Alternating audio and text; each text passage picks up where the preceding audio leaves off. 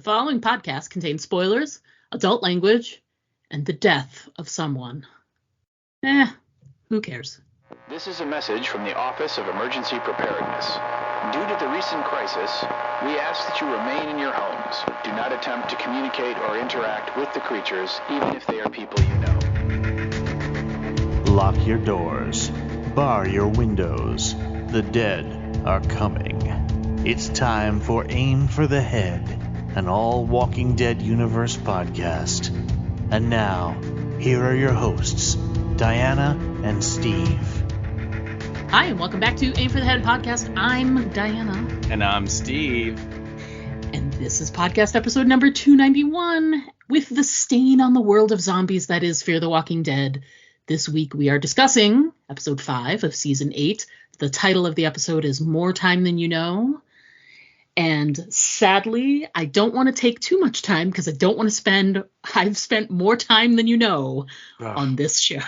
Yeah, it's such an apt title. I think it's ironic. It's almost like the knuckleheads are just like winking at us and like, hey, we know this is crap, but we know, if you ever sit down and think about how much time of your life you've wasted watching this, it's more time than you know. Wouldn't it be great if like we find out in the second half of the season if like episode like 10 is like the French word for shit or something like that. Do it, people. Yeah. Yeah, exactly. Oh my God. German. Love it. So before we jump into details, etc., want to do quick thoughts first or good stuff? Let's do quick thoughts. I think we've been quick thoughts. Okay. Yeah. You went first last week, so you get to take point on this one, baby. Oh man. Do I have to? Yeah. Oh my God, it sucked. The end. I mean, they're just I can't think of one the joke about the telephone. That's it. Yeah. That's it. That was like 10 seconds out of an hour-long drama. Yeah. Yeah. Good Lord. That's it. That's all I got. Mm-hmm. What did you think, Steve, of this fine example of television drama?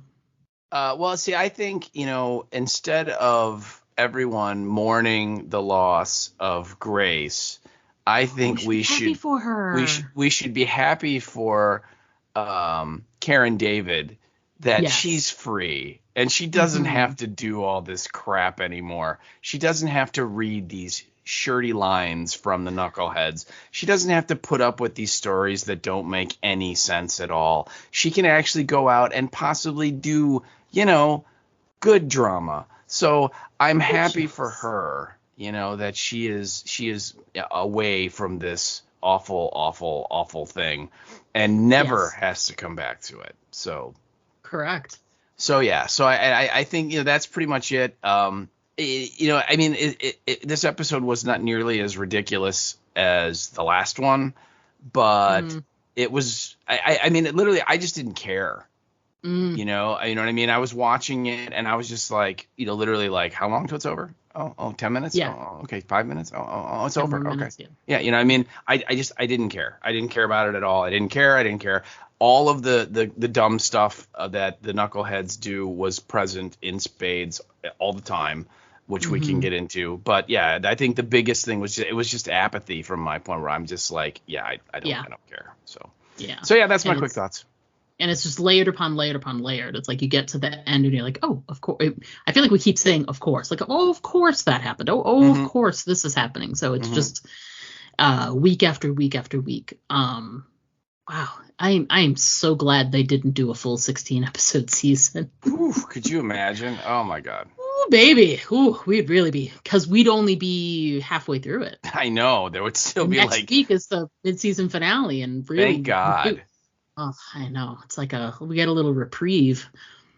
All right. So we've been trying each week because as much as we give this show a lot of shit, there was a time when it actually was good. And we're trying to relieve that every week with a little tidbit every week. So if you haven't been listening, first of all, what's wrong with you? I know. I get it. It's a terrible TV show. Why would you listen to a podcast too? But anyway, if you're listening in this week for the first time, we've been trying really hard to think of something from a previous season, previous episode, because it certainly wasn't this season. Something good about the show, a moment, a character choice, a plot point, a location, whatever it is, because they've had good, all of those things in a couple of those seasons. They've had some really great runs, and even when there was some seasons where it was like 50-50, there were some good episodes here and there. So you went first last week, so I will go first this week. And I've been trying to keep like a little list here, and I keep crossing them off, and it's been hard to add more. So I'm glad we're coming up on, because I've got 2 here, and then I'm going to, stretch myself when we've got our little time off and come up with 6 final ones for the back half, as it were. All right. I'm going to go with this one. I really loved in season 2, I think it was the end of season 2. End of season 2, when they were at the Abigail Ranch in Mexico.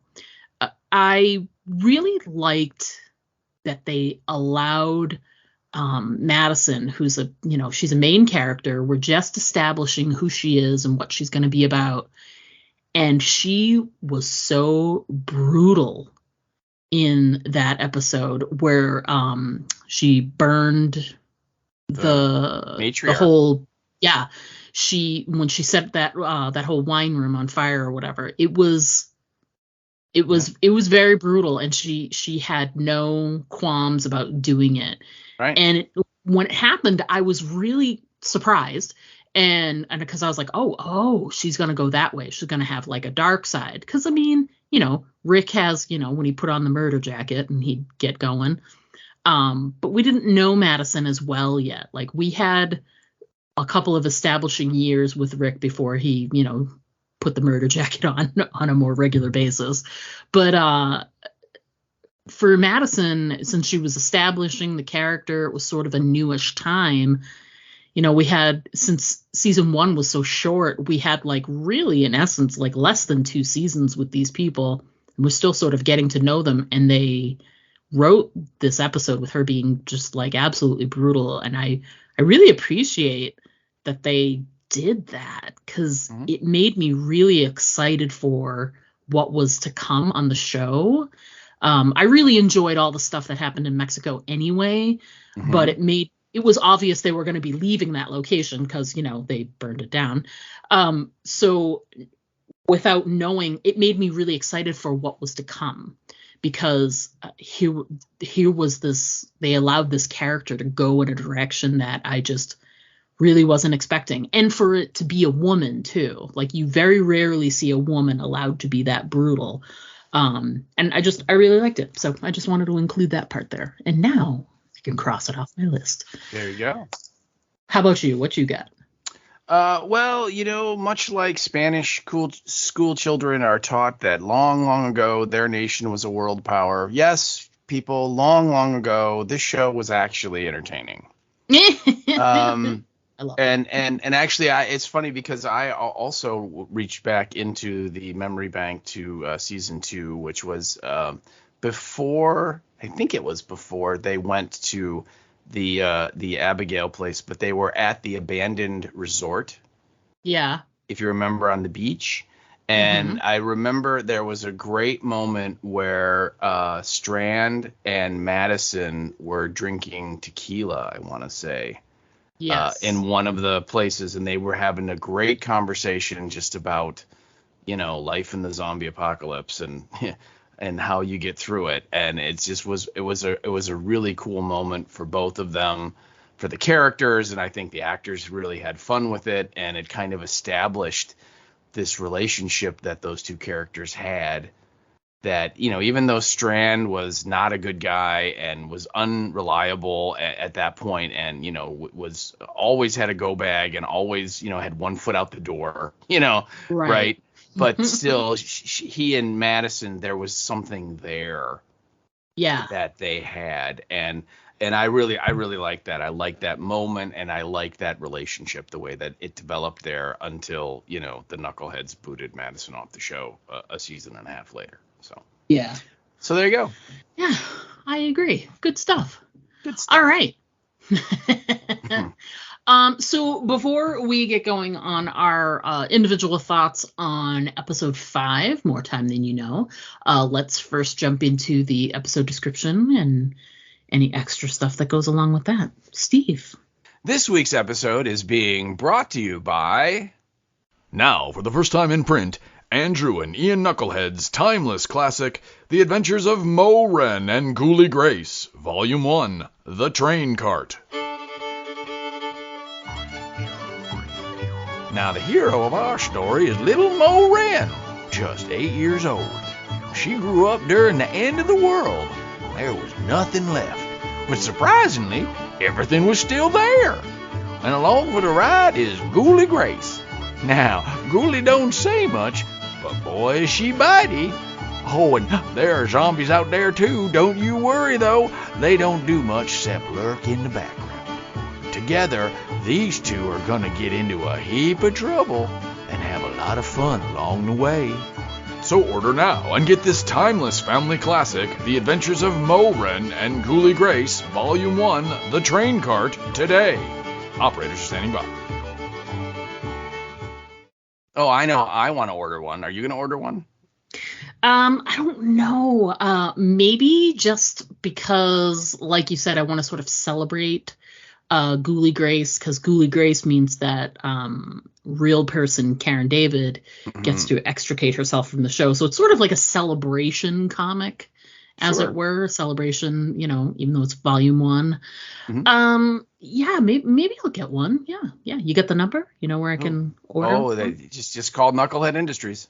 Oh, that's right. I forgot. Yeah. Knucklehead and remember, Industries. Let me write that operators are standing by. Good. They should be. All right. So moving on. The episode is 8.5. It's More Time Than You Know. And our description is very, very sparse.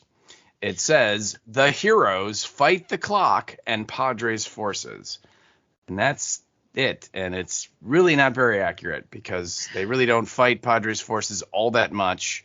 And there's no mention of Grace. So there you go. And I'm not sure I call them heroes.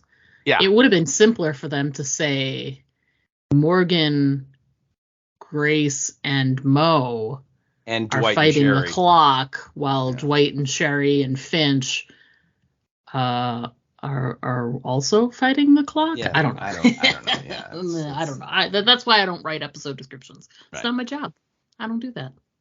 All right, so let's first talk about writer and director for the show. And oh my God, are those new names, Steve? They are. It was. I was quite shocked, as were you. Ooh. Although I think you had said last week that you had kind of heard from other sources that there were a couple episodes that were not written by the Knuckleheads in the season. So this was one of those. We have a writing team of 2 longtime contributors to the Walking Dead universe. We have good old David Fournames, which is David Leslie Johnson McGoldrick. Yes. And he wrote this along with Kalea Michelle Stallworth. So we had 4-name and a 3-namer. And we've talked about both of them before because, again, they've both written a bunch of stuff. David Fournames is the most prolific of the two. He wrote 14 episodes of the main show, The Walking Dead, starting all the way, I think, back in season 2, all the way through. And then he has written 8 episodes of Fear the Walking Dead, including this one. So quite a prolific producer for the universe.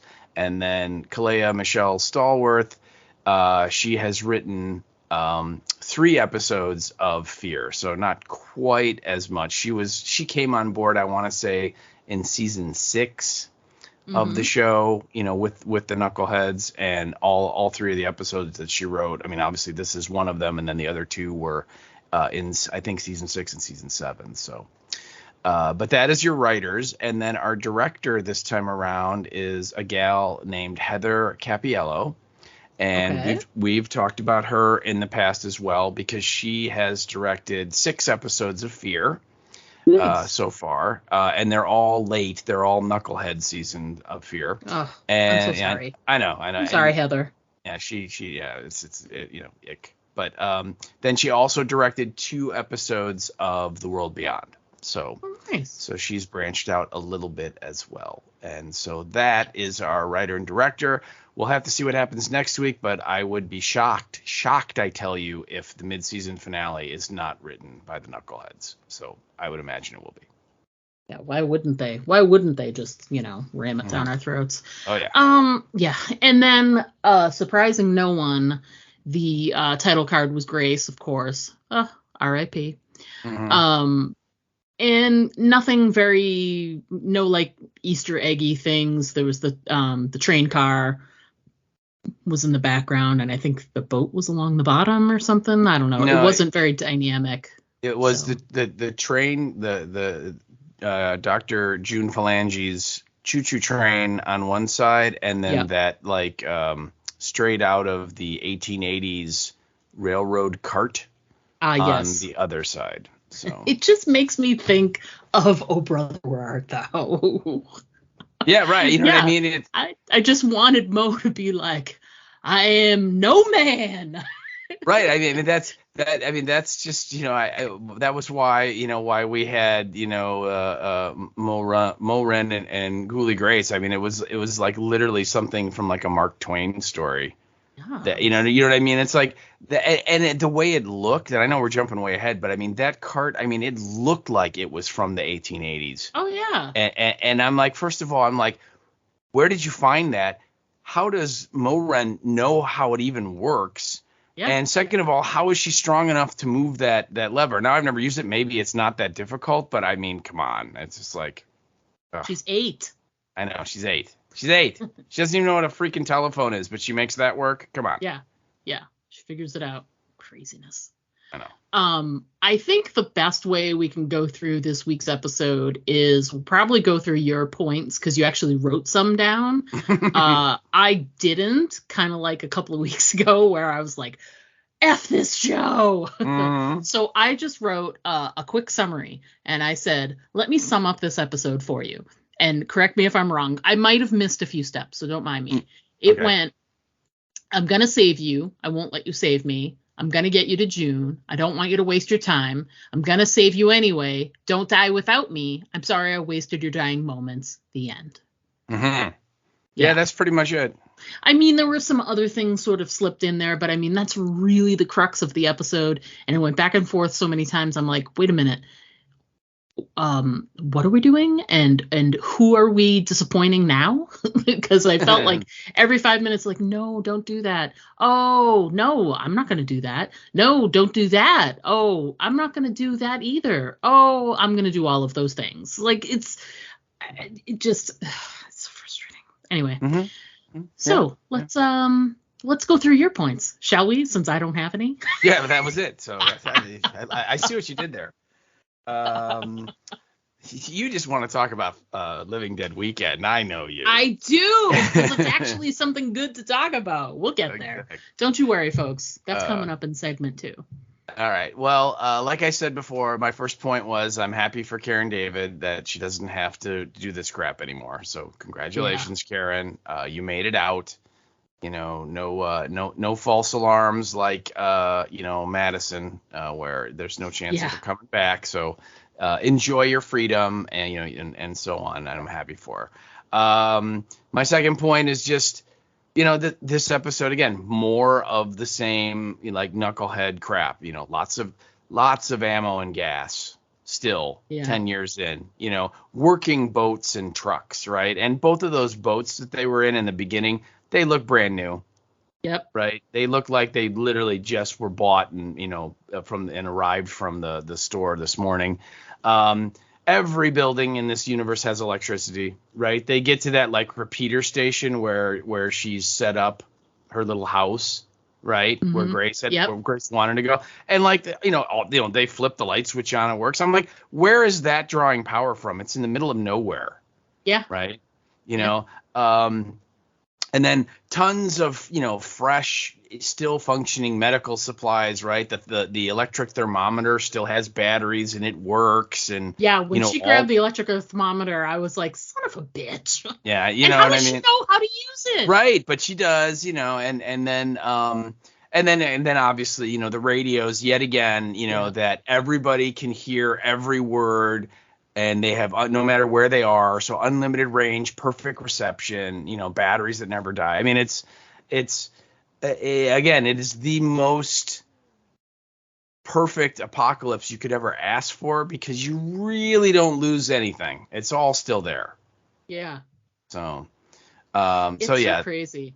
When I think about the main show, and I think about like when they did their time jump, the big time jump that happened a couple of seasons ago, where, all of a sudden you see Judith and she's like 10 years old, right? Very similar to the time jump we had here, right? Yep. But when we had that jump and you see, Judith as a young girl,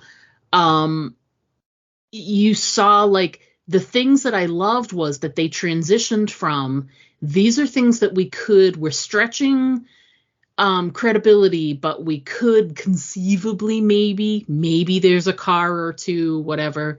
But the fact that they took the time to change the structure so that it was like, some of the first things you saw were them using broken down pieces of cars, and they were pulling those with horses. Yeah, they were like wagons. Yeah, exactly. So like a part of a car became a wagon pulled by a horse, because there's no more fucking gas, people. Yeah. And when I think about, I'm going to ride out to Hilltop to give them a message, or, I'm going to leave a message in a piece of paper in a bucket somewhere, or what, like those were the ways they were keeping in contact. And they were all like, oh yeah, that makes sense. Mm-hmm. And nobody had a walkie-talkie.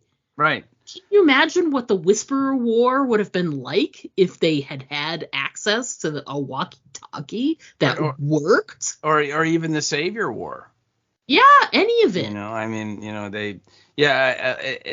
also if you remember when the time jump happened, most of them had transitioned to like bows and arrows.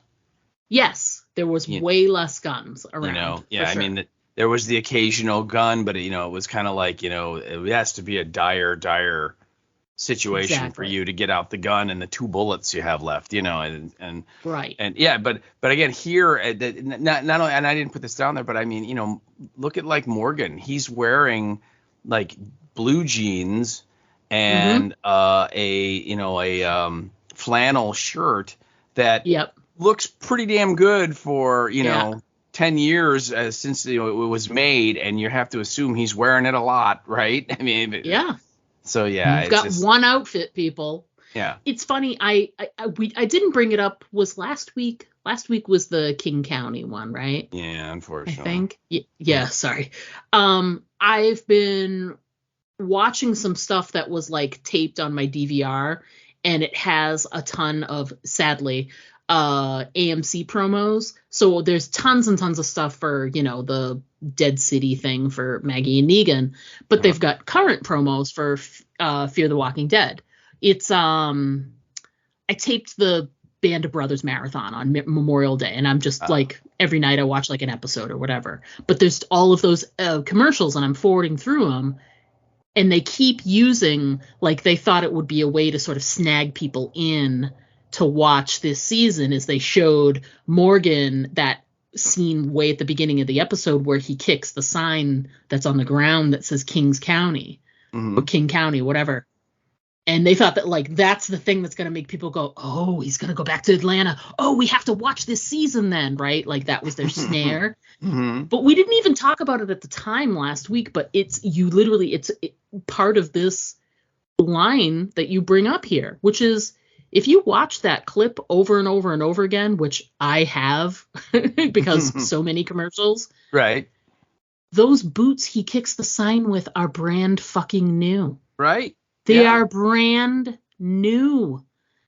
I just cannot with a show that has no idea of how to build a world, you know. Right. Yeah. At least in Rick's case, he had those boots that he loved, and they were totally worn down, you know. Right. Yeah. And so, you know, it's not like you looked at people's feet all the time, but you knew if everything else around you is aged appropriately and you're wearing, you know, mostly, you know, aged appropriately clothes or worn clothes, then I'm not going to look at your shoes. Like, I wasn't looking at like Aaron's shoes or, you know, Michonne's shoes to see if they were appropriately aged or scuffed or whatever, because they did a good job building the rest of the world.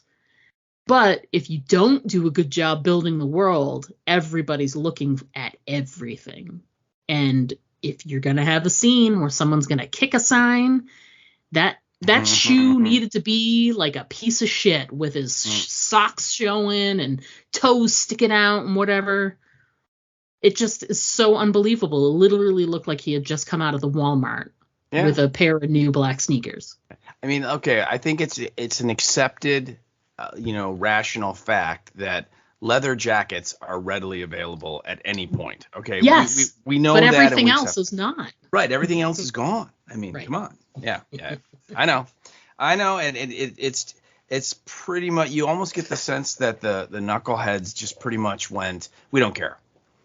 Yeah. You know, all this, we don't care. We're you know, the story they want to tell requires radios and clothes and boats and guns. And they're just like, whatever, we don't care. And it's funny too, because one of the other motivating things that they used in this episode, you know, and like you said, we're kind of jumping all around, and sorry folks, but you know, Shrike gets on the walkie-talkie and uses the, you know, the idea of, if you help me, I'll let you go, kind of thing. And I need help clearing all of the dead that are by the shipping containers, right? Yep. But here's the thing. What do you need that's so important in those shipping containers? Don't you have everything? Right. Well, what supplies could possibly be in there that you don't already have? Yeah. I mean, and keep in mind that it's whatever it is, it's valuable enough that you can't, there's no guns. You know, you have to clean out thousands, by her word, thousands of ghouls. You can't shoot any of them because one stray bullet and all of the things will blow up or whatever. And it's just like, well, then you can't do it. What is wrong with people? There's a fence, right? A chain link fence that you can stick through. Oh yeah. So you could, like, you know, headshot a bunch of them, move down to another part of the fence, headshot a bunch of them, move down to another. I feel like I saw that before when they used to work at the fence at the prison. Right. When they used to have to clear the walkers that came up. It's the same thing. It won't happen overnight, but if you bring people up and it's a safe way to do it, nobody would be hurt. It'd be a great way to train your little youngins there. And you bring them over and you kill a few every day. Right. And then you go back every day. I mean, how has it been sitting there for 10 years and you're just now getting around to trying to get someone to clear it? Yeah, it's foolish. I don't get it. I don't get that at all. No. Yeah, so did we talk about the train cart when we started recording, or was that before we started? I think that was after. Yeah. Okay. Yeah. My comment was, my note was, what's with the train cart that looks like it was made in 1880? And you know, how does Ren know how to even make it work? Yeah. How does it still work? I mean, everything about, I mean, first of all, has anyone seen one of those in the last 50 years? You know what I mean? Is that even a thing that would be there somewhere? I mean, it's, you know, it's like, okay.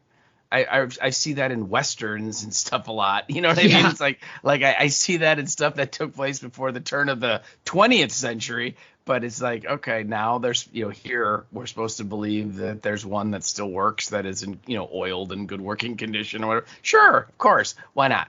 It's just dumb, dumb. Yeah. Yeah, totally. And it's like, I don't know why even bother talking about it, because you said everything you need to say. It just, I don't understand like the whole like how she's able to actually get it to go, because I understand like once you get it going, like the motion of the up and down, it's one of those things where it probably has some type of block and tackle thing where it's like you put a certain amount of pressure and underneath it creates more pressure so that it's doing more work, but you still have to go up and down. And I'm sure pipe wasn't light, and she weighs about 60 pounds soaking wet. So, right. I mean, and she has Grace on there. So there's another 100 pounds that she's trying to move. Yeah. Totally. Yeah. So I don't understand. It made no sense. It was a plot device. Right. To be able it's another ain't it cool. Yes. Wouldn't it be cool list thing, that the knuckleheads clearly think that's a cool thing, and like they got to work it into a script. I would love to see the behind the scenes footage, if there is any, of when they shot that scene and the actor who plays Mo-Ren came out and she went, "What is that?" And they had to like explain to her what the hell it is. Yeah. I agree. I don't even know. I don't know. Oh my God, let's move on. The one positive thing was, which you said is the one that I had, which is when, I think it was the third time that Grace was dying in the episode, and she mentioned about how when she was, she's talking about how brave Mo-Ren is, and then she talks a little bit like when she was a kid, she didn't have the courage to pick up the telephone. I'm assuming to call a boy. She never really finished about that story. And Mo-Ren's comment was, "What's a telephone?" Yeah. And I laughed. I'm like, okay, that's fun, because she doesn't know what a phone is, so I get it. Yeah. But that was it. That was it, people. That was the highlight. That's the only highlight. It was a 10-second, less than 10 seconds. It was a 5-second clip. It was a throwaway line. It had absolutely nothing to do with the story at all. You know what I mean? Yeah. Then you just the logic train totally breaks down, no pun intended. I see what you did there. Yeah. When she finally gets to the train and she tells, has that bad speech with Dove, and the prefects let her in to the train. If you remember, she moves this like cart to block the door that she came in on. And then, she does the treatment and it doesn't work. And then, of course, Grace dies and she can't put her down. And then Grace revives very quickly, by the way. Andrea's sister took till like sunrise the next morning. And Grace, I mean, literally 10 seconds after she dies, she comes back. And I know that it varies and it's totally random and there is no set time. But really, come on. It's because she's been so close to death a couple of times. It's kind of like the 9 lives factor. I see. The closer you've come to death, the more times it's happened. When you do turn, it's going to be quicker because your body's really more like, oh, fucking, it's about time. Can we just die already? and then it just gives up and it turns. Right. If you were one of those people that like you're super healthy and whatever, and you've never had a brush with death before, it might take you a little bit longer because your body is not accepting the fact that it has died. You're dead. All right. I needed that explanation. Thank you. You're welcome. It's equally as ridiculous as anything else that's in this episode. Yeah. So then, of course, Gracie Ghoulie Grace is now chasing her around in the train car and ends up on top of her. And the first nit that I picked there is like, I'm sorry, but Ghoulie Grace would have eaten her. There's no way that little girl was going to hold her off. And there's a scene where Ghoulie Grace's face is like touching her shoulder. Yeah. Right. There were like at least two spots where I was like, oh, she got her. Yeah. Oh, she might have got her. And one bit she's holding, I thought we might get some finger trauma because she had her hand up in her face trying to hold her off, and her fingers were really close to Ghoulie Grace's mouth. But then were you nervous? Yeah. Were you worried? Oh, I was. I'm always nervous when finger trauma's involved. Even something crappy like this. Yeah. But then Morgan shows up out of nowhere and kills Ghoulie Grace. But the only way he could have gotten in was through the door that is blocked by that cart that the knuckleheads went out of their way to show is blocking that way out because Mo-Ren couldn't get out that way. So how did he get in? I don't know. And again, and I don't really care, and I didn't care when I was watching it, but it just stuck in me. I'm like, well, that's a note. I'm like, what? How did he do that? And I suppose if I had more energy, I would be more angry about it. But it was dumb. I feel like that's everything about this season so far. If I had more energy, I'd be more angry, but I don't. So I'll just whatever. And then, again, I'm still trying to scratch my head. What was the whole point about Grace having cancer? Yeah, clearly that was a waste of time, right? It was just like a waste of, episode minutes to devote to this revelation that, well, Grace is dying anyway. And the only thing I could come up with was, they could give her a bigger dose of radiation because and even then that logic was flawed because it's like, well, but if you give a big dose of radiation to someone, you're just going to kill them, right? As Chernobyl showed us, you don't have time to get cancer. You just die in like an hour. You know what I mean? Yeah. But that was their logic of, well, she already has cancer, so we can give her as much radiation as we want. Because she can't get double cancer. Yeah, but my point was like, really, that was the reason why you had to introduce that she had cancer for that? I mean, that's weak sauce. I mean, it's like, come on. I feel like they needed to have some kind of conflict where she was okay with them not getting to the train car because she was like, I'm gonna die anyway. Like, It doesn't matter. Like, this is just speeding it up. But I was already dealing with the fact that I'm going to die anyway. So, I mean, I can see that a little bit, but it didn't matter because whatever she said, like, they went against it. Like, it didn't matter if there was any kind of conflict.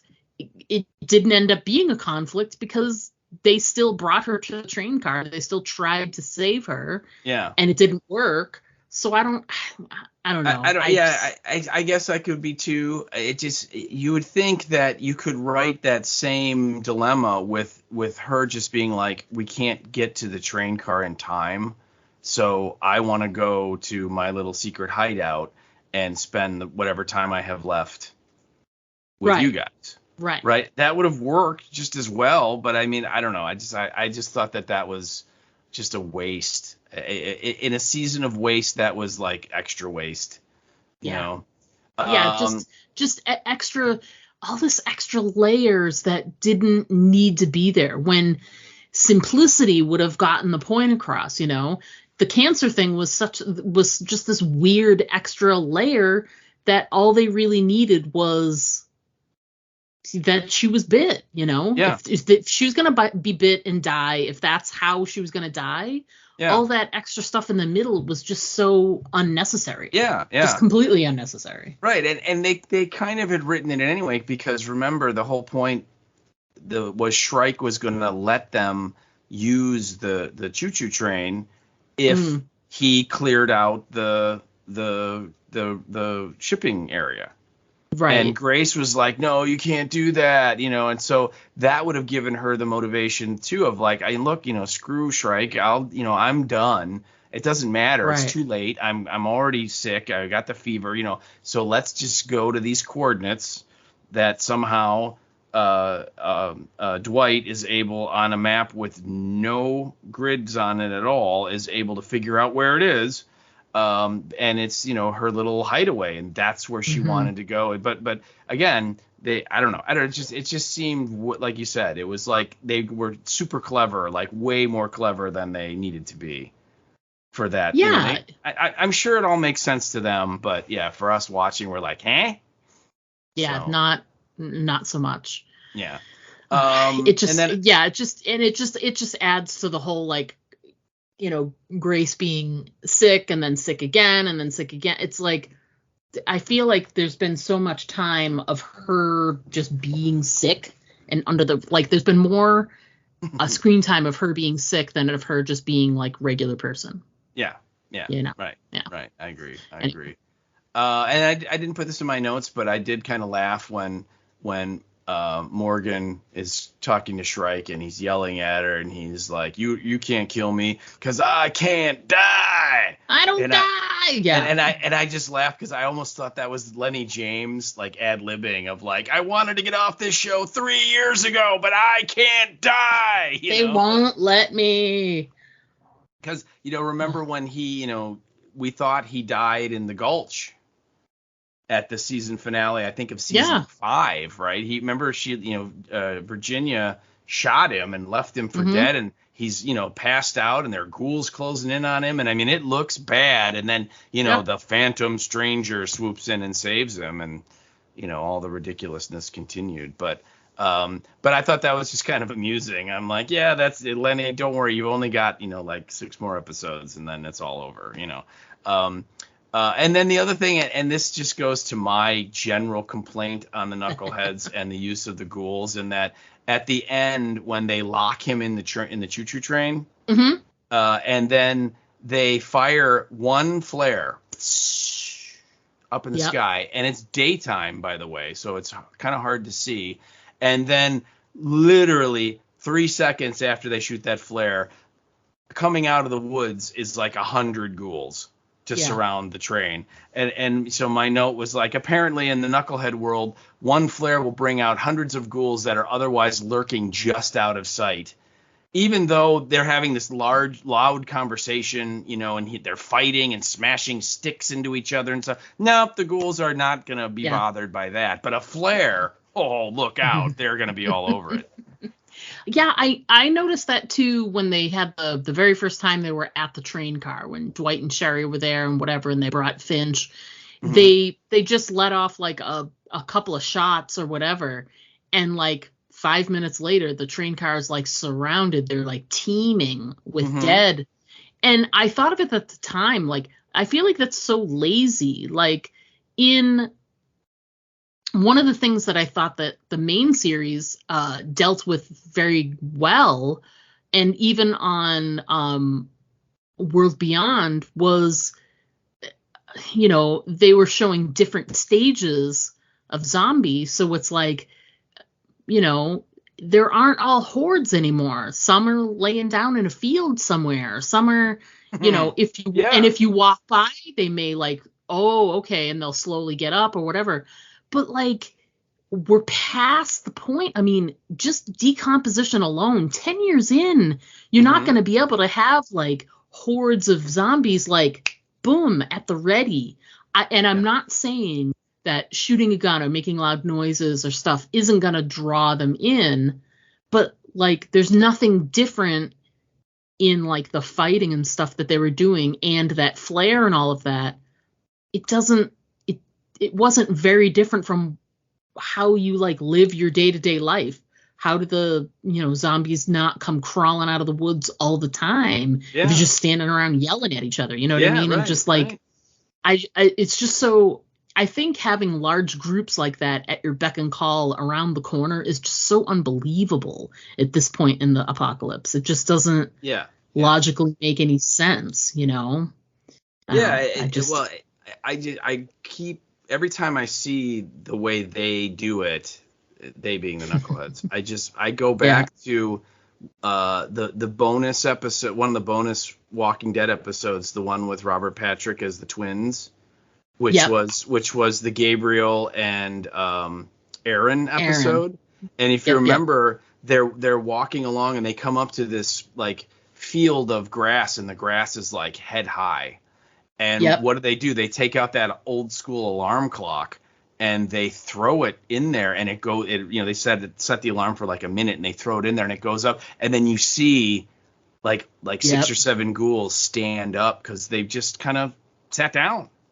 Yep. And that was they're really taking cool. a little rest because their bellies are empty, and yeah. Well, it's just there hasn't been any people there for a long enough time that they just kind of shut down.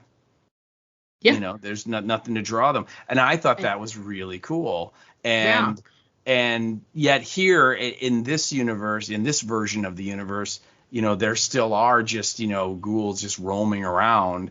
They still have clothes, right? They still look pretty good, even though they've been out in the elements for 10 years. But okay. Yeah. So yeah, it's just, I don't know. I did want to point out one thing too, which I totally forgot about until just now. But you made that that great comment about Dwight and a map that didn't have any grids on it. Mm-hmm. His map didn't have grids on it, but it did have a coastline.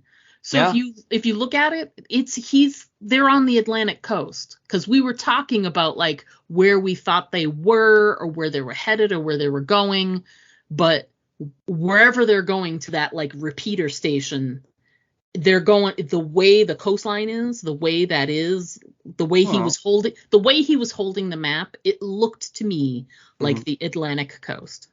See, because it's water.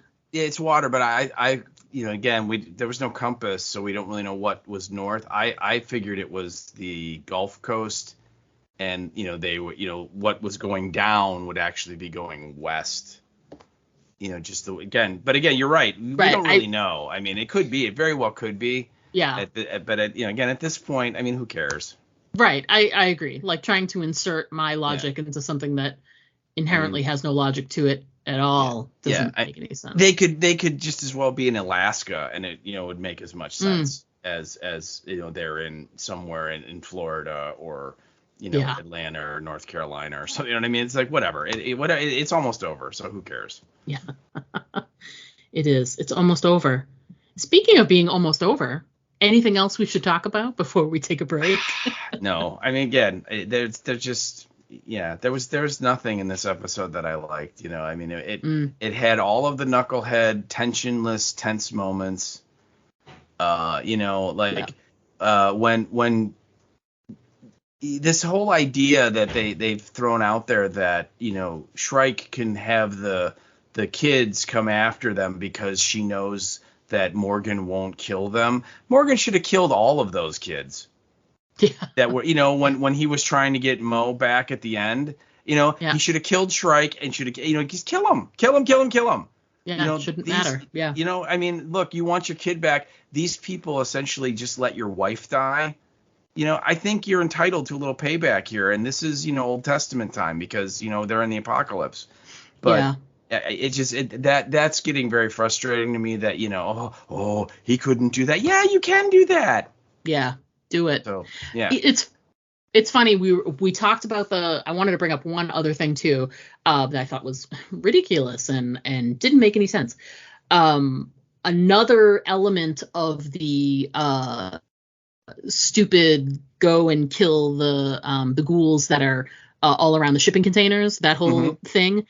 Right. When he was initially going to have Daniel and his, and I'm using air quotes here, army of angry parents. Yes. When they were gonna be involved, and then all of a sudden when Shrike was like, no guns, and then Daniel's like, my people won't do it then, it's too dangerous, and I'm like, wait a minute, Daniel, who was a seasoned fighter and could kill you with like his thumb, is afraid of having to go. That's the thing. If there was no fence, if they were just roaming around near those shipping containers and there was nothing that fenced them in, I could understand. But I just don't get in any instance where there's a fence involved and there's a barrier between you and the Horde. It just, like, hello, like, stab him in the head. Well, you can do that, but like after a while, there's going to be so many bodies between the fence and the other ones. You'll and by Shrike's own admission, they're like over 1,000 of them. Right, and I get it. It has logistical challenges, but I think Daniel's approaching it from it's too dangerous. My people won't do it. Mm-hmm. I don't think there's a lot of danger involved. I think there's a lot of planning involved, because if there's a fence, you can do it. You've got all those shipping containers. Why can't you walk around on top of the shipping containers? I know, right? And stab them in the heads. Look, it's what I said before. All you got to do is lob one Molotov cocktail in that group. Yeah, and they will burn themselves up, and I doubt that they would generate enough heat that they would melt those shipping containers, right? Because they're steel. Yeah, you know what I mean. So and even then, you could have people up on top of the containers, and they could have buckets of water or whatever to dump it on to keep the containers cool. You know what I mean? Logistically, you could do it, and it would be over in an hour. Yeah. There's so many ways they could do it and do it smart, and it's just upsetting to me because. It's fine if like the Padre people are like bumbling and don't know what they're doing, whatever. But better from Morgan, and I definitely know better Daniel. From Daniel. Yeah, I mean, Daniel saying that just felt so out of character and strange. You know what I mean? I just didn't like it. I didn't like any of it. Yeah, I agree. Again, it's just how many times have we said that on? Certainly on this show, but we've said it on the main show too, which is, these people have survived for this long. They should know better. Yeah, absolutely. Whew. All right. Well, I feel better. I got all of that off my chest. How about you? Do you feel cleansed? Again, I don't care. So no. Yeah. No. But we'll have so much other good stuff to talk about in the second segment.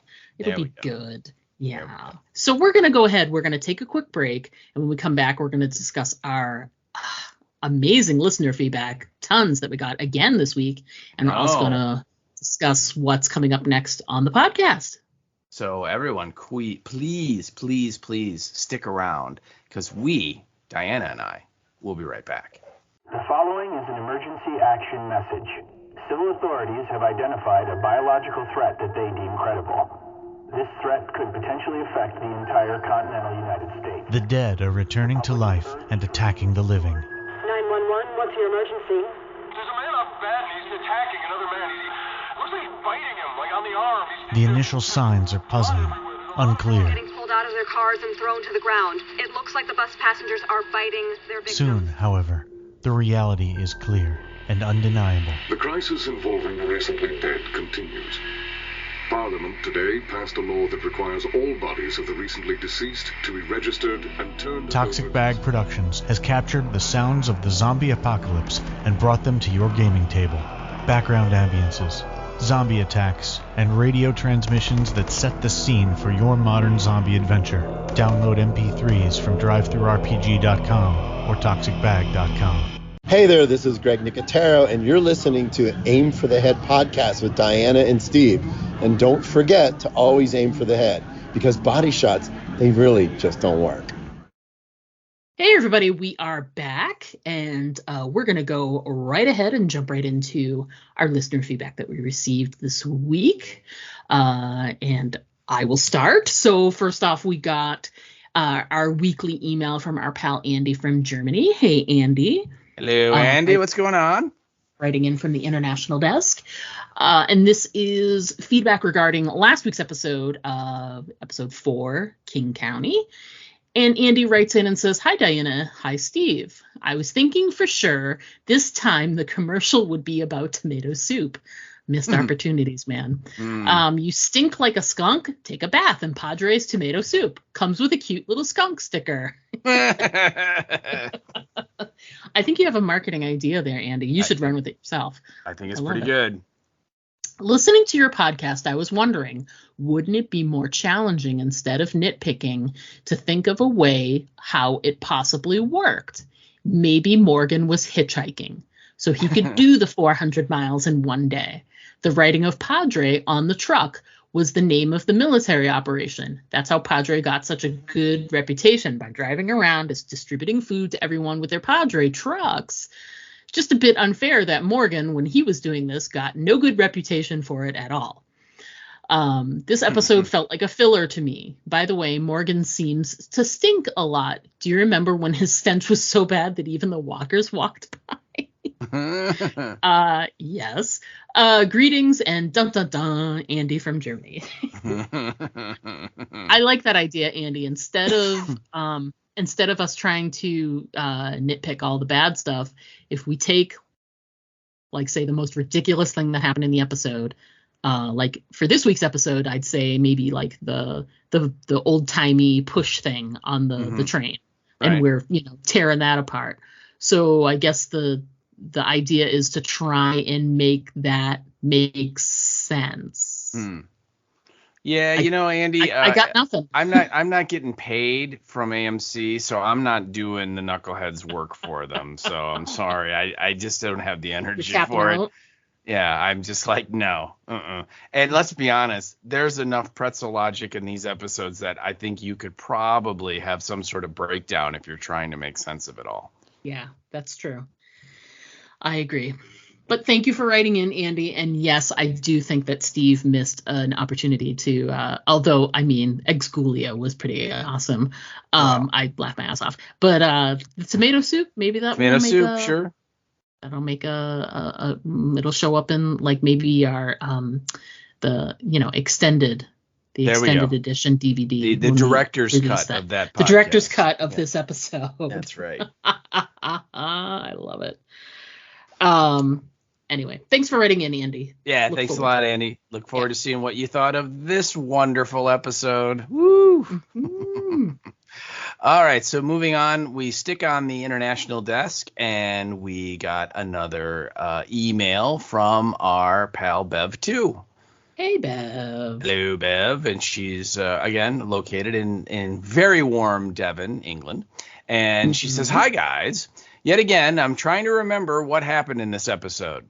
Oh, yeah, Morgan in a boat, off a boat, on a train, locked in a train. I think that about sums the episode up." Yeah, that pretty much does. Considering a major character died, most of this episode seemed thrown away. The whole flip-flopping of Mo, now joining Padre again, really annoyed me. When will someone in this show pick a side and stick to it? I know. It's just... Right? It's terrible. It's just terrible. It's just... terrible, it's terrible. It is. The most annoying thing about this episode is a wishy-washy Morgan. The woman he loves just died, and his daughter was on her own when it happened. Now is not the time for him to let himself be locked in a train by a bunch of kids. Now is the time for him to go clear. It didn't happen like that because the knuckleheads seem to not actually have a concrete plan for the season, just a couple of things they've strung together in the limpest way possible. I know, I was saying that before. It's like, Morgan, you should have, even if not killed all of those kids, you could have easily beaten the living daylights out of them. Yeah, I mean, I'd watch that. Yeah, I mean, it's like, come on. She goes on to say, the last thing is a question.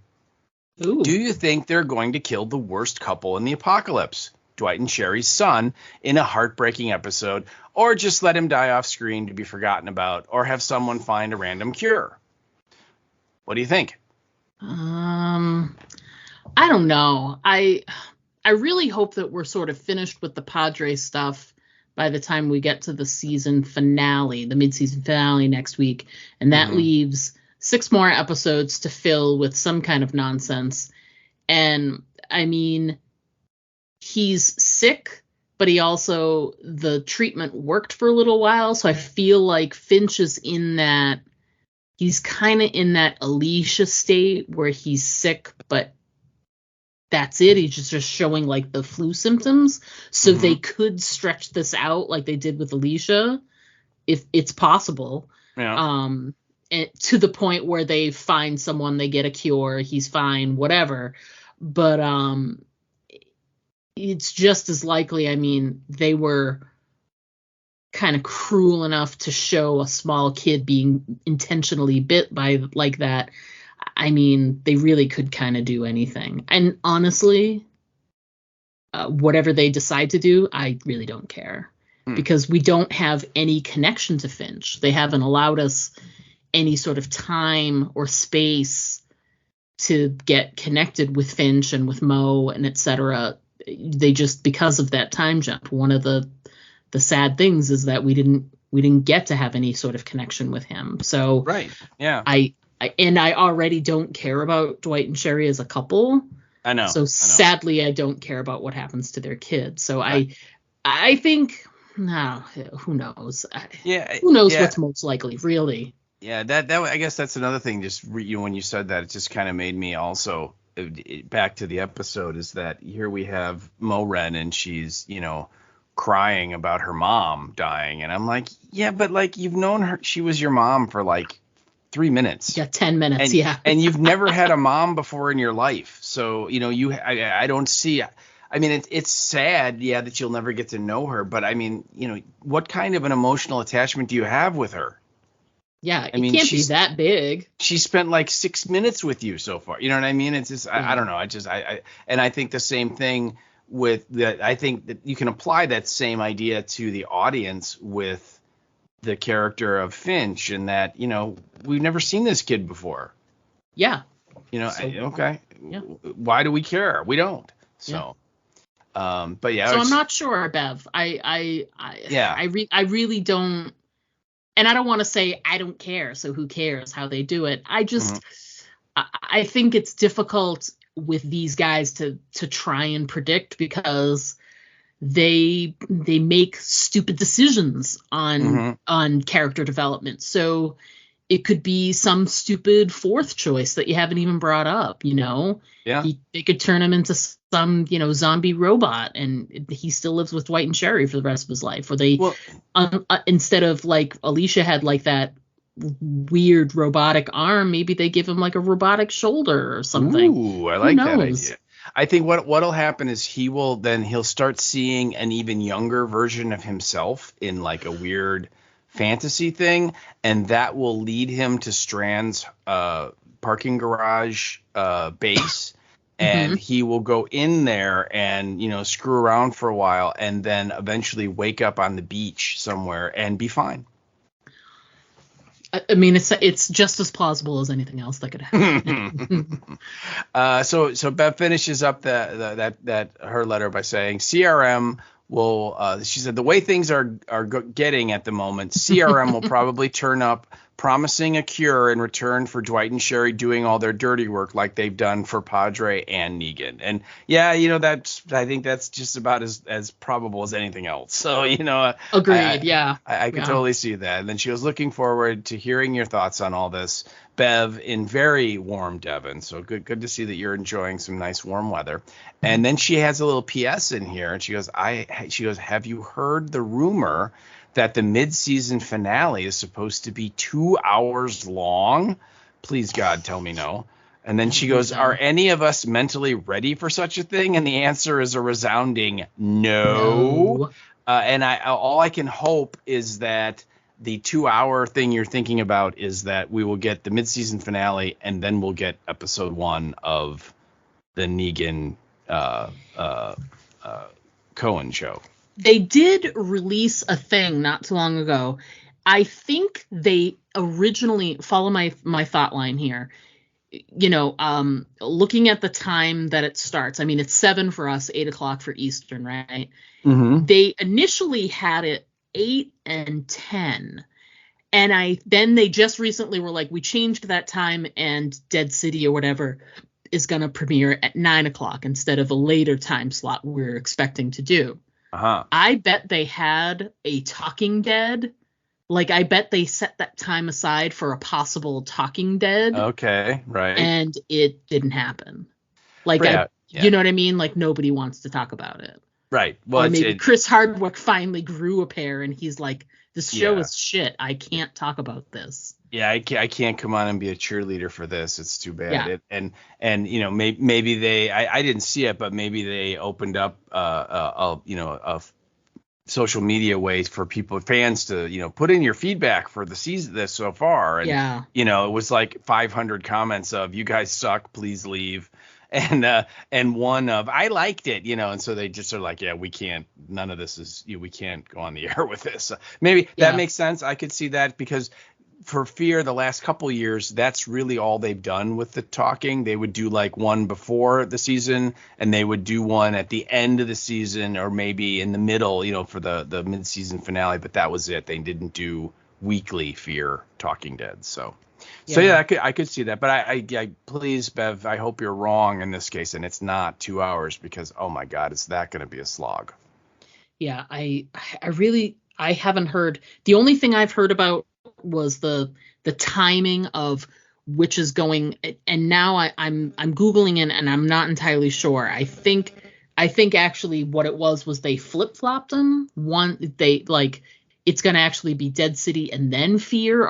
I'm not sure, but I have not heard anything about it being 2 hours. Okay.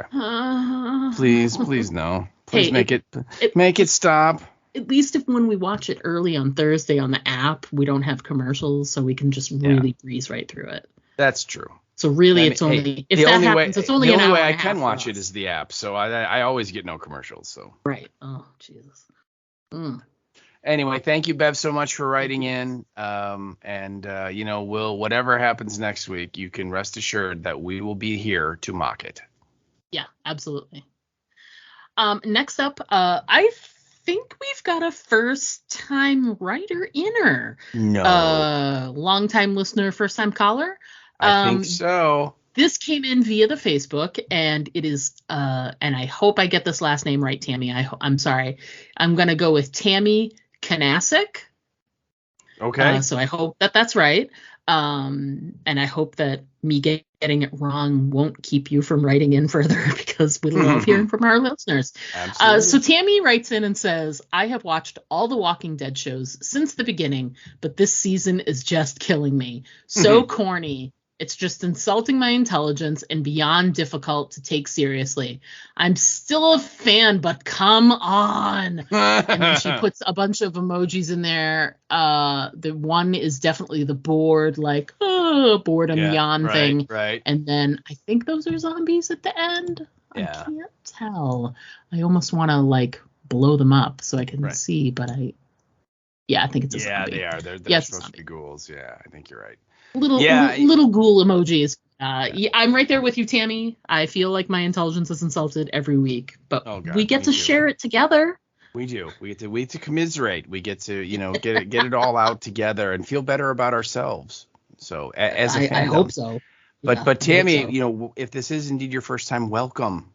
Welcome. And thank you so much for contributing, and please, tell us what you think next week too, because yes, it's corny and it's insulting all of our intelligence, but it's only by making fun of things like this that we can get through it. Yes, that is the only way. So, anyway, thank you again for writing in, Tammy. Just like Steve said, keep writing in. It's good. It helps purge. I feel a lot better when we're done talking. I know. I do too. And I think all of us will agree that our favorite parts of all of these episodes are the ends. And I don't mean like the last scene. I mean like when it ends. But yeah, the end credits. That's right. When it actually goes to black, and then if you're watching on regular TV, you get an AMC commercial, or if in my case on the app, it goes back to the the Fear the Walking Dead screen where you can pick which episode. That's my favorite part. I think we're all there. So yes, absolutely. All right. So moving along, we got another piece of feedback via the Facebook, and this comes from our listener. And again, I'm going to try not to butcher the name. I'm going to say it's Joe Levine. What do you think? I'm going with that too. I like it. Okay. All right. And Joe, if that's not right, I apologize, but that's my guess. So we'll see what the answer is. He says, I'm not sure I have to watch it to tell you how I feel about it. Let's take a shot, then we'll see later. It was poorly written. Morgan, Dwight, and the other characters did a bunch of things that not only don't match their past behaviors, but also that no sane human would do. Nobody of consequence died. I turned it off and realized it was worse than I had presumed. And I think that's a pretty good description of the episode we just saw. So you're pretty dead on. You know, I think the only bit that people might have an issue a little bit with is nobody of consequence died, because Grace did die, and you know, whether you liked her or not, she was kind of a major character on the show, I guess. So that maybe, but that would be it. Everything else I think you said is spot on. So well done, sir.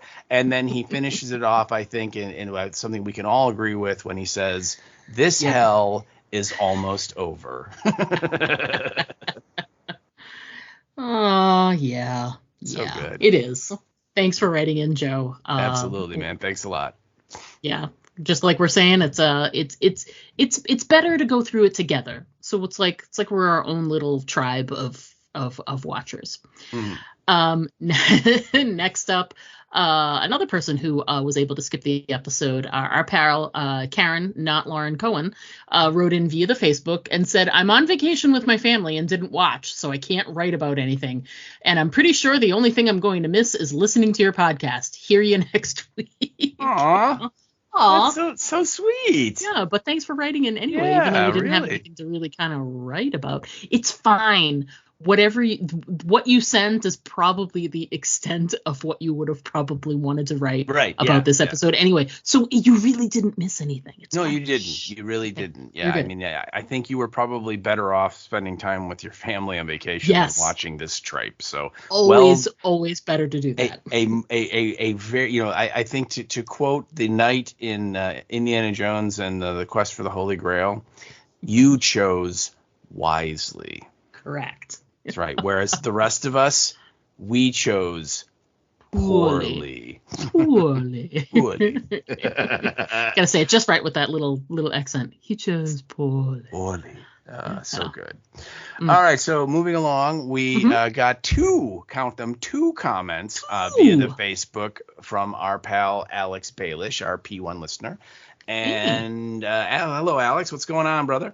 And he posted first, and he said, and I looking at the comments, it's like the first one came probably like 20 minutes into the episode, and then the second one came about 40 minutes into the episode. Yes, the first one definitely like live reaction. Yeah, right. He's almost like live tweeting, you know, his thoughts as it's going on, and he starts off and he goes, "OMG, this is the dumbest thing ever."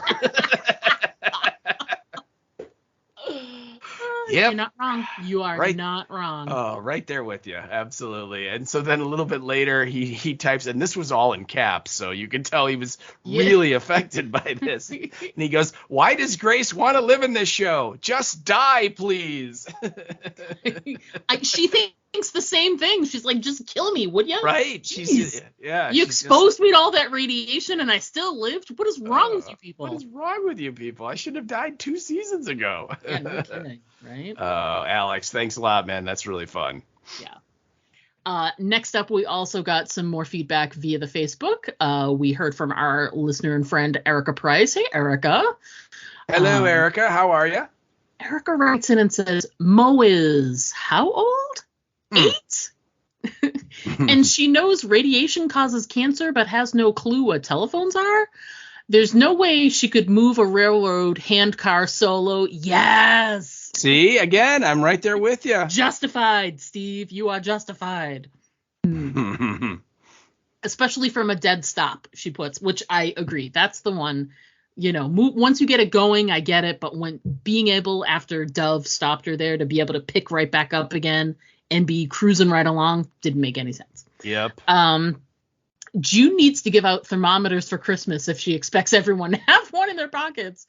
But notice she wrote pockets is like the way way that Gollum would say it in Lord of the Rings. And put them in their pockets.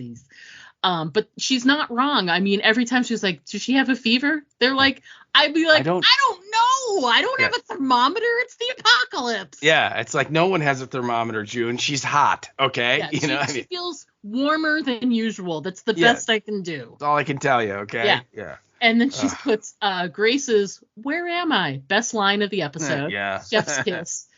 We are one episode closer to ending this train wreck. I see what you did there. Yeah, good job, Erica. Using the word train in your... That's so good. I see what you did. Good. Erica, great points. Yes. Funny observations, as always, and loving every time you write in. Yeah. Chef's kiss to you, too. Absolutely. And then your feedback is keeping this podcast on the tracks. No. You see that? You overdid it. No such place. Not on this show. Not in Steve's world. There's no such thing as overdoing it. Okay. All right. So thank you very much, Erica. It was awesome. We move along to yet another Facebook comment. Man, we got a lot of Facebook comments. Yeah, a lot of Facebook love this week. And this came from one of our listeners, and we were talking about before. We believe that that Danielle, you've given us some feedback before, right? I think maybe just once. I can't remember what the instance was, but I know Danielle's a big listener of Jason's podcast. Okay. Yeah, she's a big Walking Dead cast listener and contributor over there with feedback. So thank you, Danielle, for giving us your thoughts on the episode. I appreciate it. Cool, that's awesome. So again, it's from Danielle Dement Juiced, or maybe Used. I'm not sure. I apologize if I'm butchering it. And again, this came via the Facebook, and her comments are: this felt like deja vu the whole time with Grace on her deathbed again, and again is all in caps. Yeah. There was some real Negan/Savior's energy throughout this episode with the roadblock / and then she puts in parentheses train block ? Yeah. And I'm using air quotes, heroes getting intercepted on their way to get help for Grace. All in all, a stupid episode, and I'm glad Karen David finally got set free. She's way too good for this crap. And yes, I agree, Danielle. I agree. That was, we shouldn't be mourning the death of Grace. We should be happy and celebrating the freedom of Karen David, because she does not have to put up with this shirt anymore. So it's like an early release from prison. Right. Yeah. Yeah, absolutely. So, Danielle, thanks so much for writing in. That's awesome. And please continue to do so. Yeah, we'd love to hear from you again. Yeah, love it. Moving on, we also got a message via the Facebook, a little on the QT. It was through the messenger, but I'm still gonna read it, yo. So our pal Lisa Dupre wrote in to us and says, these are great points, people. I keep thinking about this when I hear you guys talk about the lack of overgrowth and other signs that an apocalypse has happened. Where is the kudzu? Now, we admittedly, before I continue, we looked it up because it's one of those things that I kind of know what kudzu is, but I don't know. Folks, you should just Google search kudzu, which is spelled Kudzu, and it's a specific type of viney growth that's very invasive, and there are pictures of it just like overgrowing, like just covering stuff. So just do a little Google search if you don't know it, and it's amazing. So anyway, where is the kudzu? And she writes, admittedly, this might have also been a problem with The Walking Dead, but they had good writing and fully realized characters to distract me. I know. I feel like I just made that point. Even with full modern government effort and no zombies to deal with, kudzu grows at a foot a day in the South. Holy shit. With no one left to stop it, there would be miles of the stuff everywhere, especially, and this has been bugging me for weeks now, on train tracks. Even without something as obvious as kudzu, the fact is the American South and the Southwest are places where humanity carved out enough nature to settle down. I just can't accept that nature would let 10 years go by without claiming some of it back. Am I being petty? Sure, but it goes to this larger issue of the total lack of grounded reality on this show. If the stories were better, then I wouldn't care, but when all you've got to give me is the scenery, I'm going to notice how terribly executed it is. Mm-hmm. It's impossible not to compare it to The Last of Us and the hollowed-out, overgrown shell that was my hometown of Boston. I know. Seeing Faneuil Hall Marketplace in ruins filled with infected literally hit home for me. It brought me into the world of the show and made everything easier to believe. Fear the Walking Dead is asking the viewers to believe an awful lot of stupid nonsense, and by being so terrible at world building, they aren't making it any easier. Great points. Excellent points. Yep. Lisa, as always. A good perspective, too. I'm not sure how much actually Lisa watches the show. She said she doesn't. She doesn't. She just listens to the podcast. So she is fully aware of how crap it is. And it's great that this week we actually did talk about some of the world building, and she happened to also write in some points about that. So the timing was just Erica, I steal the chef kiss again. I give it to Lisa. I think we've said this before, is that because these two guys have been so bad with their stories and their characters that they get no benefit of the doubt on anything else at all. And so every little thing that sticks out, that if Angela Kang were to do it, we would kind of give her a pass in many ways, because, she writes a much better story. So because of that fact, we're like, okay, like Lisa says, we're willing to forgive some of the kind of logic things where you're like, wouldn't that, have been overgrown by the, nature because it's been 10 years.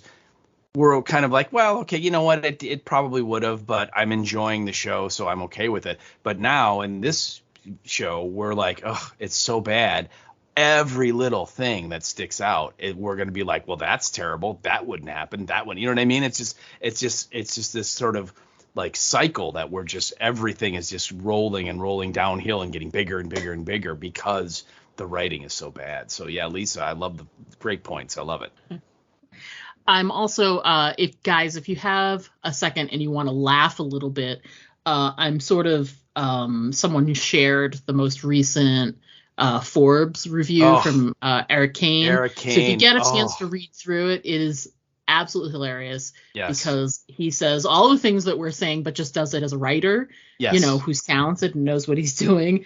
And it's really well done. And you can tell he's not just dumping on the show. He watched these episodes. He had he is coming from that perspective, and he's been writing about fear since day one. So he knows these characters, he knows these situations, and he knows that this show can be good. He has written about when it was good, and he has written when it got bad to say, hey, you can be good, do it again, and they just haven't.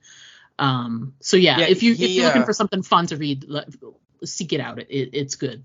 Yeah, he ripped on it so much, I think in season 6, that the AMC stopped sending him screener episodes. Yeah. Which for the big critics like that are, that's their job, they're professional critics. A lot of these shows send them they used to send them like, physical media in the mail. Now I think they just send them links that they can watch. But so he would be able to watch episode like weeks ahead of when they would be aired. Yeah, prepare a story. And put it together. Yeah. And he had ripped on the show so much they stopped doing that for him. So just this year he said if you remember, we were talking about him at the beginning because he kind of liked the first episode.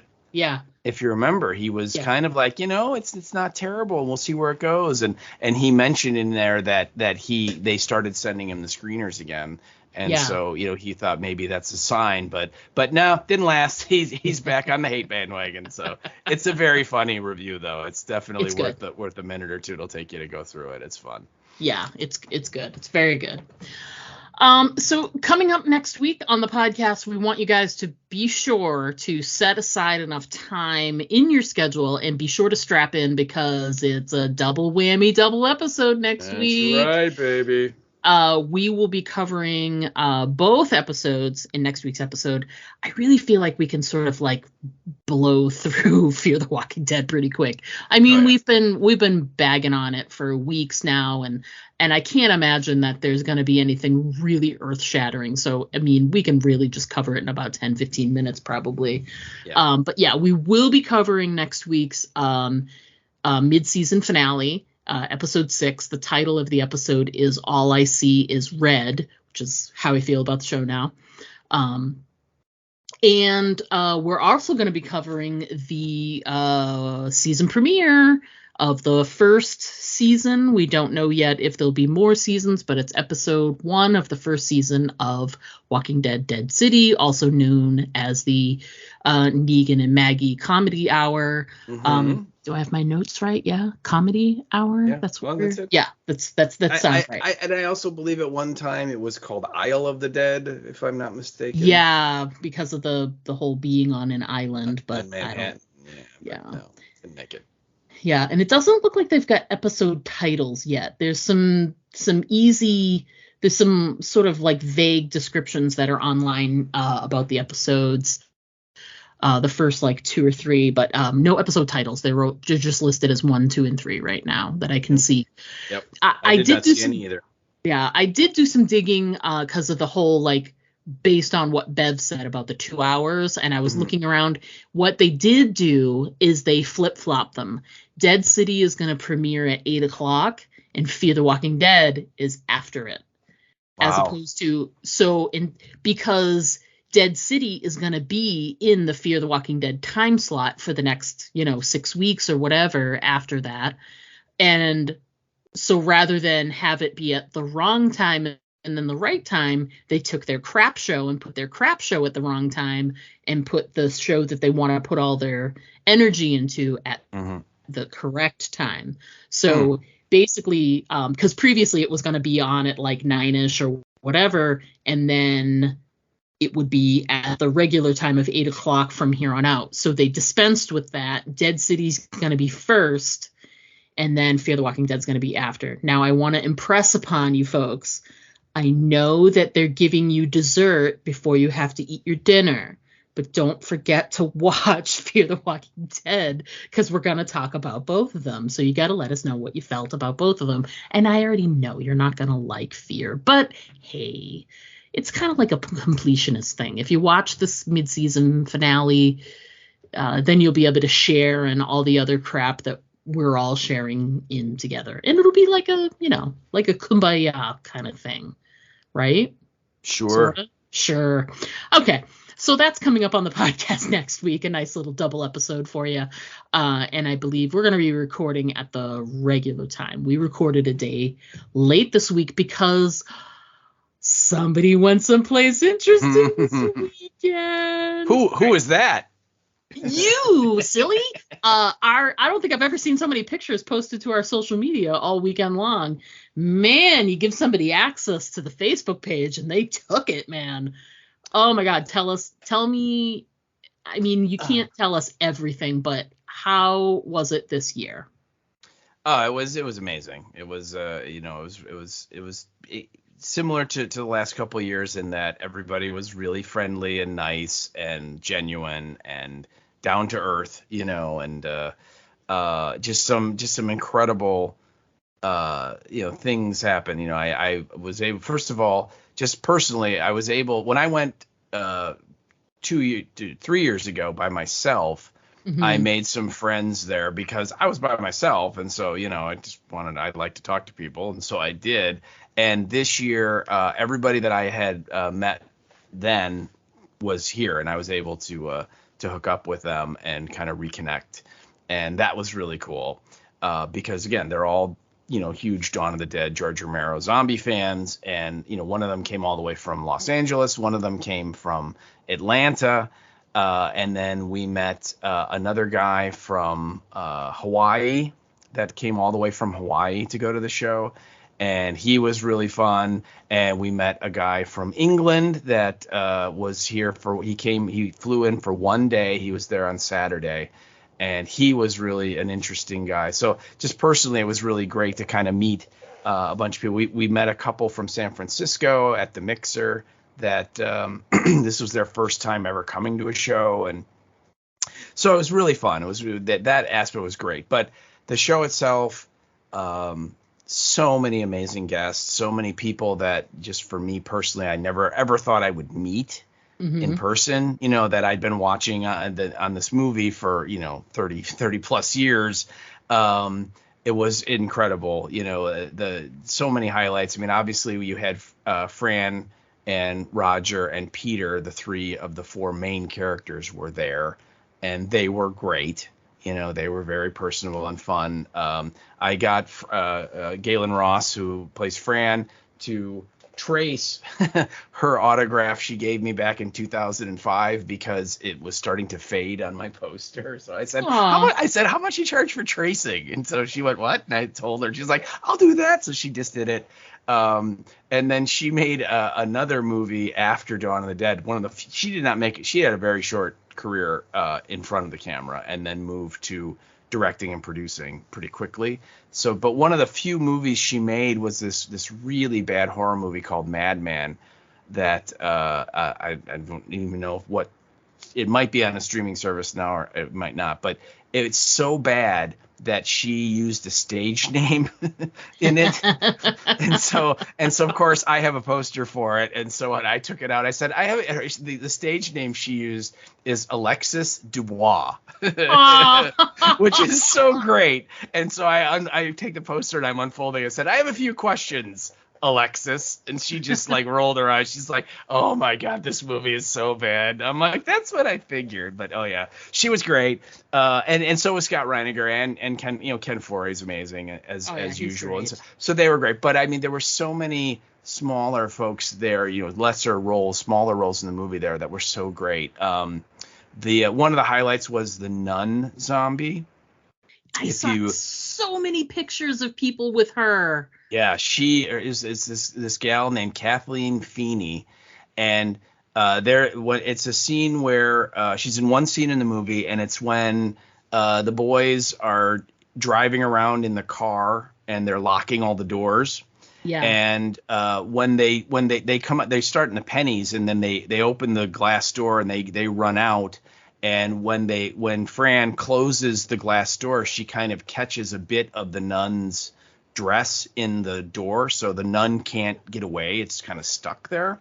Yeah. And so she's staring at this nun, and then after a while she unlocks the door and opens it just a little bit so the nun can free herself, and then she locks it, and then the nun kind of shuffles off. Right. After the boys, right? It's one scene, right? But it's a really cool scene because again, it's a nun, that's kind of weird. And so anyway, Kathleen Feeney showed up, and she is just this awesome lady. She's lived in Costa Rica for like the last 35 years, and this was her first convention ever. That's awesome. Oh yeah, and she was just so great. She brought the nun habit with her, and so she was wearing it for pictures and stuff, right? Oh yeah, so we have pictures of her with the nun habit on and everything, and she just was just crazy fun, and she's just like, I cannot believe all these people, and so on, and so she was great. The other great person that we met was this gal named Molly McCloskey. Mm-hmm. And she is in the television station scene in the very beginning of the movie when Franny comes out of the room with the red shag carpeting. This girl comes up to her and says, hey, it's my turn for the coat. And then she says something like, a bunch of the guys have flown the coop already. I don't know how much longer we're going to stay on the air. And then she goes in the control room. That's her scene. That's Molly. And Molly McCloskey, after Dawn of the Dead, she was cast as Miss Molly in the children's show Romper Room. Oh my God! and so I went up to her and I was there with our friend Jody, and both of us remember her from Romper Room. And we're both like, the whole point of Romper Room, at the end of the show, she picks up this mirror and Does the song. She does the song, and then she like has two of them. One has a mirror in it, and the other one it's like a round mirror with a handle, and the mirror part's gone, and so she looks right through it at the camera, and then she would say, and all the kids that she can see through the magic mirror, and she's like looking at the television audience, and she says, I see Bobby and Mary and, you know, Johnny and Billy and all this stuff. And yep. And, you know, Jody and I are both like, you never saw us. And she laughed, and she's like, you know how many people, because she just recently got on social media, and she's like, do you know how many people have contacted me and said you never saw me? and so we have a picture of, the other thing is she brought with her to the show the actual magic mirror prop she used back on the show. She did. And so we have a picture of Jody and I and her, and we're looking through the magic mirror together. And she said, she goes, I see Jody and I see Steve, and Jody and I were like, she saw us, you know, and she was great. She was super friendly. And again, this person who is very surprised at all, like, oh my God, why do people want my autograph? You know, just very like, I can't believe it, you know. Yeah.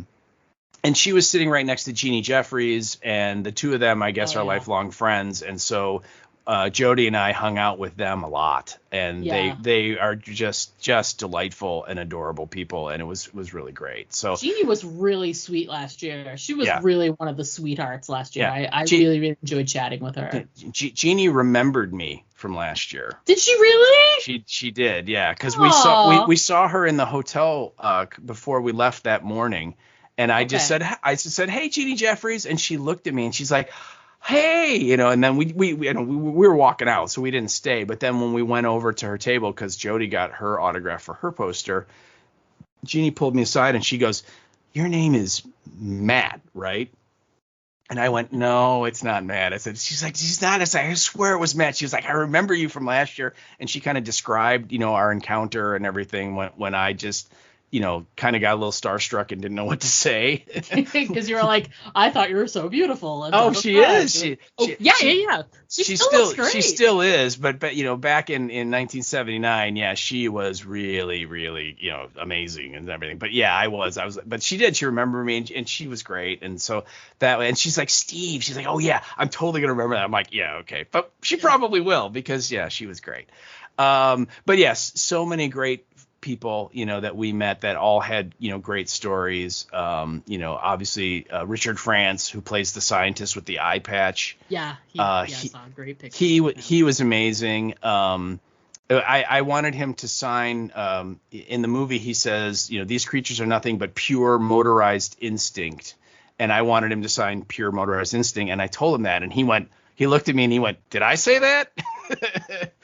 And I'm like, yeah, you did. And he's like, I don't remember that at all. So, but he signed it, which was really cool. I thought you were going to say, and then he just signed his name and then was like, here you go, son. Here you go, son. Move along. No, he didn't. He was great. And he signed Jody's with, I think the more common thing he has signs, he wrote dummies, dummies, dummies.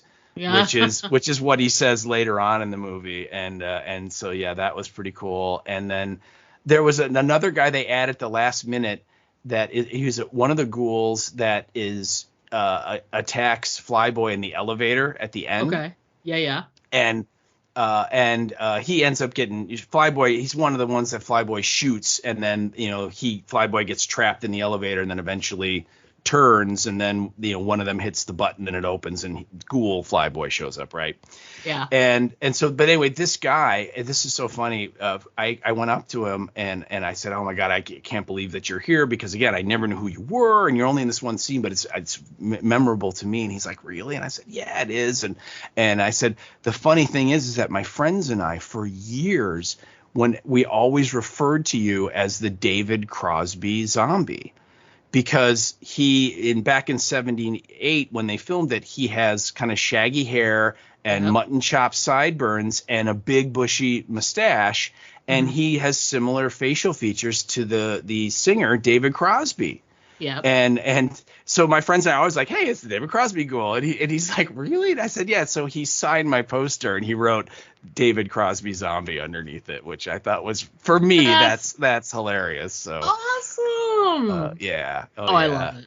And then, Randy Kovacs was there. Randy Kovacs is the guy, the cop that asks him if they have any cigarettes, and then, says, where are you headed? And then they go straight up, and he kind of does that, thing, and it's a kind of a funny moment in the movie. And he was great. And Warner Shook, who plays the security guard zombie that Flyboy shoots in the bowels of the mall, if you remember that scene, he was there. He was great. Super funny. I mean, yeah, it was an amazing show. We took hundreds of pictures. The mixer. There were so many panels. Oh yeah. That you guys went to. That's awesome. That's a lot. Like being able to get like the store. I mean, the personal interaction at the tables is great too. But like when people get that chance to like, let me tell you this long story about like back then or something. It just, those are great too. Like I couldn't believe every time I turned around you had a picture from another panel that you went to. It was great. Well, we're really fortunate that we decided that the show opened Friday at like noon, and Jody and I were like, normal con setup, the best day for getting autographs is Friday. Yeah, because it's usually the least attended of the 3 days for a Friday, Saturday, Sunday show, and you can really kind of get a lot of stuff done because there aren't a lot of people there, and we got like 90% of our autographs on Friday. Oh, did you? And so that freed up Saturday for us to literally, spend in the panel area and just, watch panel after panel. And they were all really great. So yeah, it was. And you guys didn't do the tour this year, so you didn't have to worry about setting time aside for that too. Nope. So no, but we did do a little sightseeing again. We went to where the police stock sequence was filmed. In the beginning when they land the helicopter at the police dock, and that's where the cigarette sky is and so on. And it has totally changed. It looks, all the buildings have been torn down, and it's like a public kind of a park. There's like a path, like a jogging path set up in there and everything. And there's the city must have encouraged a lot of people to come in and paint graffiti style a lot of the cement blocks and things they had there. Looks really cool. It just looks nothing like that set. But we went to where it was, and that was cool. And then we went to where the tenement building sequence on the roof takes place, where we first meet Peter and Roger, and the SWAT guys are assaulting the building and so on. We couldn't the building is actually still being used and people live there, so we couldn't go on into the building, but across the street is a parking garage. And if you go up to like the 7th floor, you get an incredible view of the rooftop. And so we were able to get some really great pictures of it. And it's, you can see it. It's right there, and it's right out of the movie. It hasn't changed. They painted one part of it over from back then, but other than that, it's still right there. So that was really cool. Then we did a little sightseeing in the city, and we found this massive mural of Tom Savini that's painted on the side of a building, and that was very cool. And the same artist a few blocks away on a building painted the monster Fluffy from the movie Creepshow, from the episode The Crate. Yeah. And so we got to see both of those as well. So we didn't quite make it to the Creepshow house, but there's always next year. So yeah, you can't see everything. You gotta leave something for later. Yeah, absolutely. So and you were you're about to talk about it, but I cut you off. You got VIP tickets this year, so you were able to go to the Mixer. Yes, on Saturday night. And that was a lot of fun. That was in the mall. Of course. And it's basically they clear out all the chairs where the panel area is, and it's roped off from the rest of the mall, and that's where the Mixer happens. And they brought in tons of beer and wine, and then they had some bottled water and stuff like that, and then they had like a whole bunch of like finger foods. They had like fried egg rolls and meatballs and, vegetables and fruit. And then they had like little like sub sandwiches that are maybe about 2-3 inches long, that kind of style type thing. and cookies and brownies and all that stuff. And it was really great. Some of the guests made like a real brief appearance and then left. Not a lot. Like Ken Forey, he spent maybe 20 minutes and then he left. But he was walking around, which is really cool. Galen Ross, she got like a real bad cold, so she kind of came and went real quick. Yeah. We went to her panel on Sunday the next day, and she was not doing well. She was, you could tell. It's like, oh, it's too bad.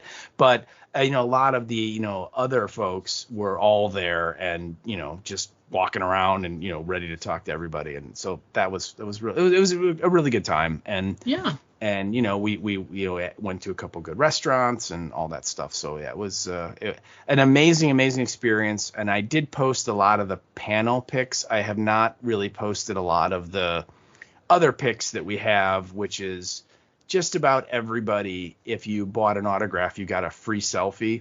Yeah. Included. I think the only person that charged was Ken for it. Yeah. Where it was $40 for him for an autograph, which was pretty much everybody was $40 for an autograph or less.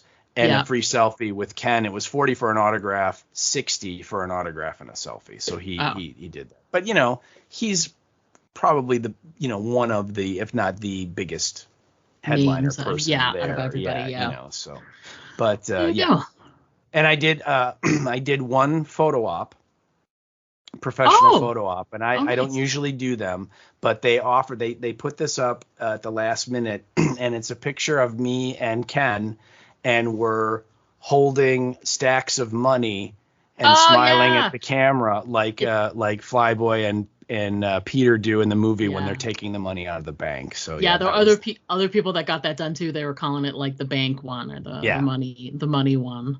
Yep. Nice. So I did do that one. I thought that was pretty cool. So, did it come with you? It came with the VIP thing. You got like no. You did it on your own. Nice. I had to pay for it. Yeah. Oh, nice. Well. So it was an incredible time, and again, I just can't say it. If you are a zombie fan and you like the genre and you like the George Romero movies, it is an incredible thing to go. And in one of the panels, someone brought this up, and I think it was Scott Reiniger who said this when he's like, name another film location like this that's out there that you can go to and do this. Yeah. He's right. He's totally right. Yeah. You're right. And just the fact that you're in the mall where they filmed. And it doesn't look at all like it did. All the stores have changed. All the stuff inside is gone, but you're in the mall, so it was just a great trip, just super fun. And, we'll make some reservations for some hotel rooms for next year and see what happens. And maybe we'll go back. We'll see. But, very exciting stuff.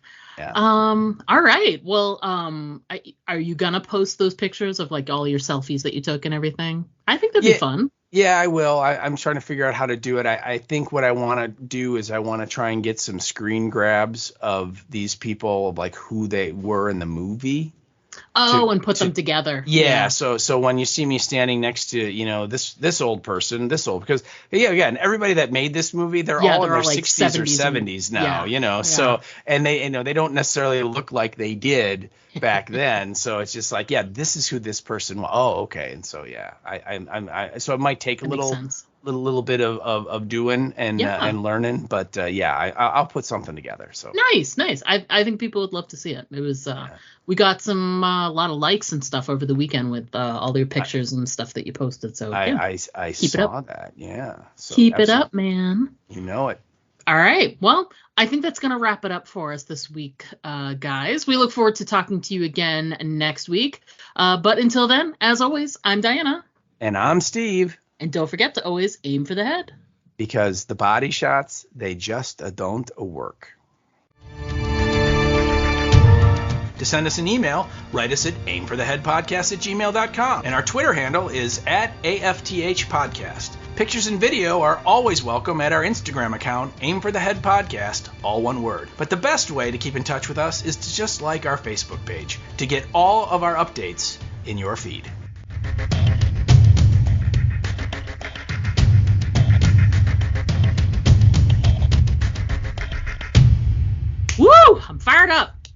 ready to talk about some shit.